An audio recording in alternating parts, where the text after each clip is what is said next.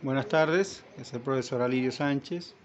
En este momento vamos a continuar con el estudio del movimiento. En ocasiones anteriores hemos estado estudiando el movimiento en una sola dimensión y lo estuvimos estudiando principalmente horizontalmente.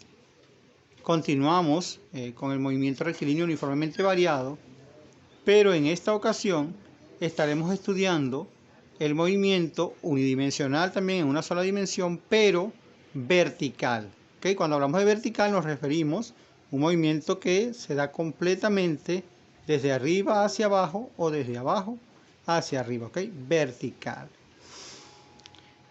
Este tipo de movimiento lo vamos a estudiar desde dos puntos de vista. Una caída libre o como un lanzamiento vertical.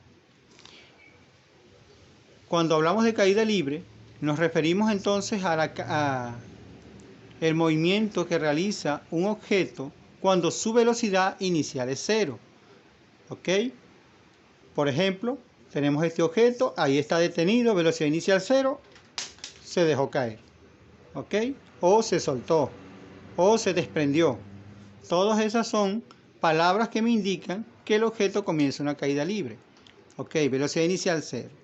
Otra característica es cuando ese movimiento se da en la vecindad de un astro, de un planeta. En el caso nuestro, el planeta Tierra. ¿Okay? Hablamos de caída libre entonces cuando se deja caer un objeto y queda sujeto a una aceleración, la que le produce el planeta Tierra por la gravedad de él, que hace que todos los objetos caigan hacia el centro de la Tierra. ¿Okay? Entonces, y describe un movimiento vertical. Se considera caída libre de forma específica cuando hay ausencia del roce del aire. ¿Ok? Eso se llama un vacío, cuando hay un vacío.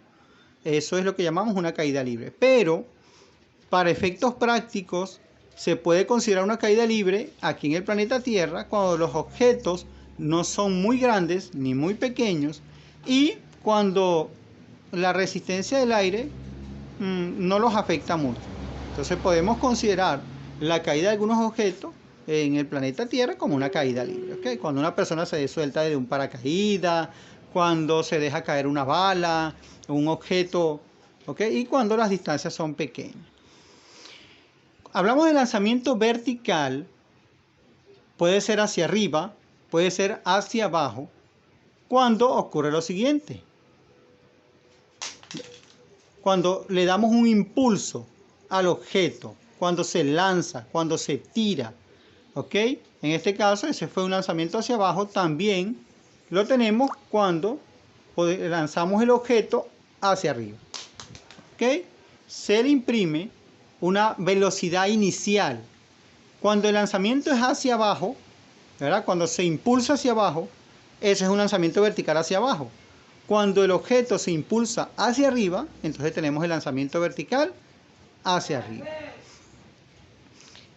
Características que están claras ya en la guía, que la tienen en su guía. El lanzamiento vertical, ¿okay? Hacia arriba o hacia abajo, tiene como característica que lo diferencia de la caída libre, que la velocidad inicial es diferente de cero. ¿Ok? Diferente de cero. Ambos casos, caída libre y lanzamiento vertical, son casos particulares del MRV, el movimiento rectilíneo uniformemente variado. Y utilizamos las mismas fórmulas, las mismas ecuaciones. Solo tomamos en cuenta lo siguiente, que en vez de aceleración, vamos a llamarlo G, que significa aceleración de gravedad. Que cuando vamos a hablar de las distancias, como vamos a trabajar el plano vertical, en vez de llamarlo X, lo vamos a llamar Y, a las distancias verticales. Esas serían las diferencias principales. Y para efectos de la mayoría de los problemas que podamos resolver o tratar, al darse aquí en el planeta Tierra, tomaremos el valor de la gravedad como negativo porque va hacia abajo y generalmente va a tener un valor específico. Siempre va a tener un valor específico, ¿ok? Y ese valor va a ser de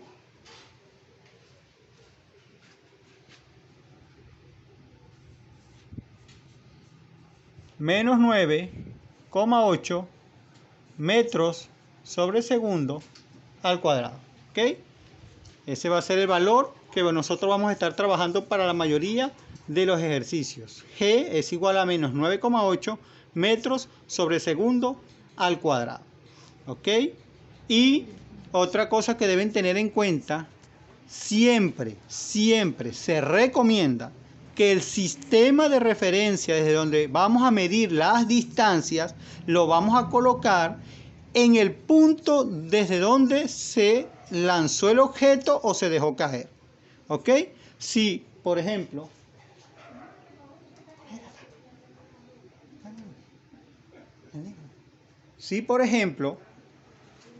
el objeto se lanzó o se dejó caer, por ejemplo, desde un edificio, nos dicen desde la parte más alta de un edificio, y es este lugar, entonces desde aquí, este va a ser nuestro punto cero, y desde aquí mediremos las distancias hacia arriba o hacia abajo, ¿ok?